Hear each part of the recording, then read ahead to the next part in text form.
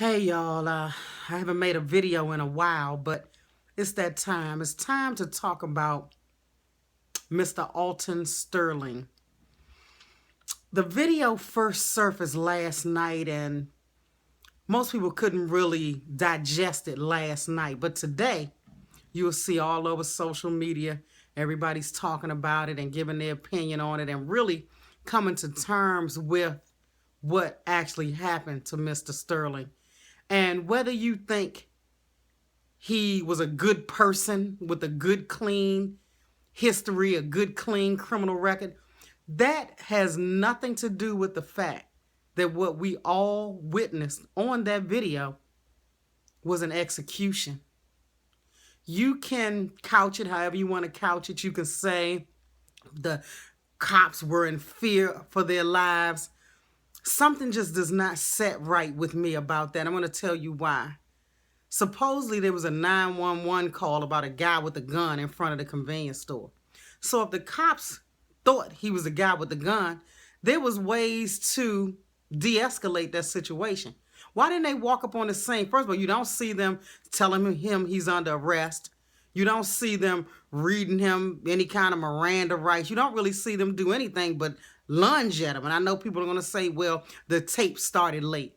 Well, if you think he has a gun on him, why wouldn't you say put your hands up and then pat him down and snatch the gun? That's how the video should have began.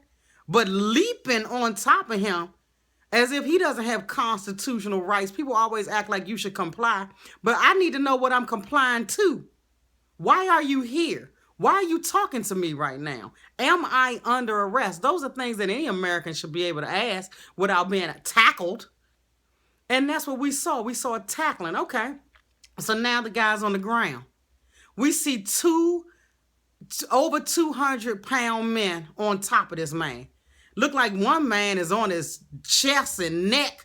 The other man is down lower, so you're on concrete. When you got grown people with all their body weight on top of you screaming, don't move, that's an oxymoron. You're in pain. Your body's just naturally gonna move. And then you hear gun. So what does gun mean exactly? Does it mean he's going for the gun and is about to shoot us? Or does it mean I see the print of a gun? Because when you watch what happened after they executed that man, the other cop went down deep in his pants pocket to pull out a gun. The gun wasn't out and exposed. The gun wasn't an imminent threat. Yeah, he had one, but so now you can just holler gun and pop me in an open carry state? So I just don't believe that this is acceptable. Now, let me tell you what's going to happen. They're going to get off. So if anybody's that delusional to think that either one of these guys are going to do any time or suffer any repercussions, y'all might as well just sit on down now because you're working yourselves up for something you shouldn't even be working yourselves up for. They're not going to get in any trouble. When you execute somebody, you get paid leave. Hell, shit, I feel like executing somebody, especially around the holidays. Because you're going to get paid leave and no repercussions. I don't see anywhere in that video. First of all, the gentleman was fat. Most fat people have alligator arms. I need each and every one of y'all to pause this video and go do your own little informal test. Lay yourself flat down in your bed and see how far you can get your right arm to your pants pocket where the gun, because the pants he had on, the gun is going to be closer to his knee. Let me see how many of y'all can reach your knee with your arm while laying flat out. And then add to the fact 2 grown men are on top of you. And see if that's a test you can actually do. See if you can touch your knee with your right arm while laying flat out on a flat surface. So I cannot believe this, but this is really the crux of why I felt the need to make this video. Black folks, we want to hoot and holler about everything being done to us.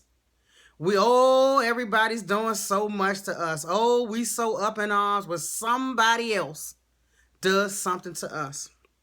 And yes, this is somebody else. My question is, how come whenever people are shot, ever black men are shot or treated crazy, it's never by black cops? If everybody's so in fear of their lives, the black cops ain't in fear?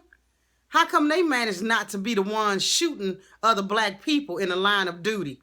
Why is it always a non-black cop shooting the black person that they walk up on or killing the black person? Why is that always the situation if it's happenstance? But we as a people have to look within. We really have to look within, because if we treated each other with the love, dignity, and respect that we should, we wouldn't even have this situation. I feel like we are to blame for situations like this. We love everybody else. We exalt and uplift and everybody else. But then we turn to each other and treat each other like crap. That's the reason why people like Don Imus felt comfortable talking about the Rutgers University basketball ladies who were successfully matriculating through a very good university. He felt safe and secure by calling these women nappy-headed hoes. Yeah. He felt fine saying that. You know why? Because rappers are calling these women hoes and bitches.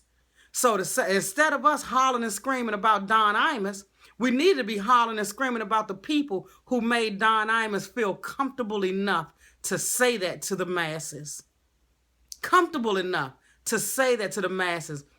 Our women have been abandoned by a lot of black men. Abandoned. That's why the Jesse Williams speech resonated so well, because not only is Jesse Williams biracial, Jesse Williams has a black wife, and Jesse Williams is conscious as hell. When he took that part of the speech and he said, "Black women, we see you," we were daggone near in shock, because ain't nobody seen us. We've been invisible for decades. We've been invisible for centuries. And we have nobody to blame but ourselves. Yes, love everybody. Love other races, love other groups, but don't love anybody more than you love your own. If you can love your own, then you can love everybody, and the world will be a better place to live. But what we're doing is we're loving everybody else but us. And it makes cops feel like they can do us anyway. That makes broadcasters feel like they can say anything to us. That makes everybody feel protected and making us the lowest people on the totem pole. And it starts with us. It starts with us. We need to treat one another better. Now, I'm not excusing anybody for any murders, executions, rapes, robberies. I'm not excusing anybody. But what I'm saying is, once we start showing the love, it will emanate from us. And everybody else will fall in line and don't even know why. Rest in peace, Mr. Sterling.